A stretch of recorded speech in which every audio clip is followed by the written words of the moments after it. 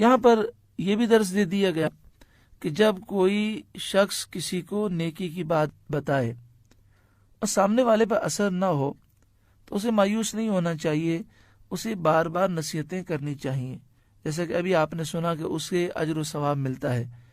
لیکن ساتھ میں یہ بھی سمجھ لینا چاہیے کہ ہمیں نہیں معلوم کہ اس کی قسمت میں ہدایت ہے یا نہیں ہے، اس لیے ہم 4 مرتبہ نصیحت کر کے یہ نہ کہہ دیں بھائی اس کے نصیب میں تو ہدایت ہی نہیں ہے، یہ نہیں کہنا چاہیے۔ نبی کریم صلی اللہ علیہ وآلہ وسلم تو اللہ کی عطا سے جانتے تھے کہ فلاں شخص کے نصیب میں ہدایت نہیں، پھر بھی آپ بار بار اسے نصیحت فرماتے، اور نصیحت کے انداز میں کسی قسم کی پریشانی نہ ہوتی، بلکہ آپ دل جمعی کے ساتھ اسے نصیحت فرماتے۔ ہمارے لیے درس ہے کہ ہمیں تو پتہ بھی نہیں، ہو سکتا ہے اگر کوئی شخص ابھی ہمارا مذاق اڑا رہا ہے تو ہو سکتا ہے بعد میں اسے بات سمجھ میں آ جائے، تو اس لیے کبھی یہ نہیں کہنا چاہیے کہ یار 4 مرتبہ سمجھا دیا اس کے نصیب میں ہدایت ہی نہیں۔ ہمیں مایوس نہیں ہونا چاہیے اور ایسا جملہ ہمیں نہیں کہنا چاہیے۔ اور یہ بات بھی یاد رکھیں کہ نبی کریم صلی اللہ علیہ وآلہ وسلم کی ہدایت تو نور ہے، یہ کافر ہدایت پذیر نہ ہوئے تو ان کا اپنا قصور تھا۔ جیسے بارش تو برکت ہے، لیکن بنجر زمین پر بارش ہوتی ہے اور وہ زمین جو ایسی مردہ ہوتی ہے جو زندہ نہیں ہو سکتی اور وہاں کوئی فصل نہیں اگتی، تو اس میں بارش کا قصور نہیں بلکہ اس زمین کا قصور ہے۔ آگے اسی کا درس دیا گیا کہ ان کی جو زمینیں ہیں وہ خراب ہو گئی ہیں۔ ختم اللہ علی قلوبہم، اللہ نے ان کے دلوں پر مہر کر دی، وعلی سمعہم، اور ان کے کانوں پر مہر کر دی، وعلی ابصارہم غشاوہ، اور ان کی آنکھوں پر غشاوہ ہے، گھٹا ٹوپ ہے۔ غشاوہ کے معنی ہوتے ہیں ایسا پردہ کہ جس کے بعد آنکھوں میں ذرہ برابر بھی روشنی نہ جا سکے، یعنی ان کے دل مردہ ہو چکے، ان کے کان مردہ ہو چکے، ان کی آنکھیں مردہ ہو چکی ہیں، نہ یہ حق کو دیکھ سکتے ہیں، نہ حق سن سکتے ہیں، نہ ان کے دل حق کو سمجھ سکتے ہیں۔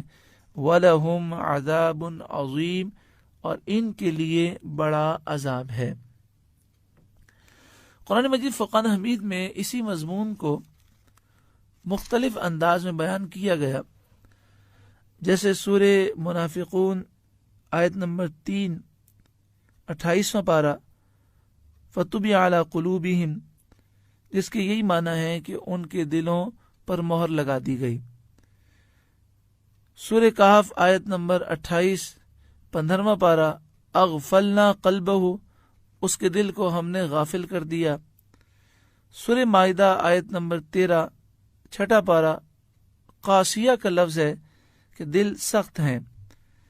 سورہ مطففین آیت نمبر 14 30واں پارہ، ران علی قلوبہم، ان کے دلوں پر زنگ ہے۔ سورہ قاف آیت نمبر 37 26واں پارہ، ان فی ذالک لذکری لمن کان لہ قلب، بے شک اس قرآن میں ضرور نصیحت ہے اس کے لیے جس کے پاس دل ہو، یعنی جس کا دل زندہ ہو۔ تو مختلف آیات میں یہ مضمون موجود ہے کہ جب دل مردہ ہو جاتا ہے اور وہ زندہ ہونے کے قابل نہیں ہوتا تو نصیحتیں اثر نہیں کرتے۔ دل پر زنگ کیسے لگتا ہے؟ آپ نے دیکھا ہوگا بسا اوقات بعض لوگوں کے دل ایسے ہوتے ہیں کہ ماں روئے تب بھی کوئی اثر نہیں ہوتا، باپ فریاد کرے پھر بھی ان کے دل ہلتے نہیں ہیں، لوگوں کے جنازے دیکھتے ہیں پھر بھی توبہ نہیں کرتے، لوگوں کو جو غرور و تکبر کرنے والے ہوتے ہیں، گناہوں میں پڑے ہوئے ہوتے ہیں، ان کو برباد ہوتا ہوا دیکھتے ہیں پھر بھی ہدایت پذیر نہیں ہوتے۔ کیوں ایسا ہوتا ہے؟ حدیث پاک میں اس کی وضاحت کی گئی۔ سنن ابن ماجہ صفحہ نمبر 313، حضرت ابو ہریرہ رضی اللہ تعالیٰ عنہ سے روایت ہے، سرکار دو عالم صلی اللہ علیہ وآلہ وسلم نے ارشاد فرمایا کہ جب انسان گناہ کرتا ہے تو گناہ کی وجہ سے دل پر کالا نشان ہو جاتا ہے، اگر توبہ کرے اور گناہ سے باز آ جائے تو وہ دل صاف ہو جاتا ہے، اور مسلسل گناہ کرتے رہے تو کئی کالے نشان لگتے ہیں، یہاں تک کہ پورا دل کالا ہو جاتا ہے۔ یہی وہ زنگ ہے جس کا ذکر اللہ تعالیٰ نے فرمایا۔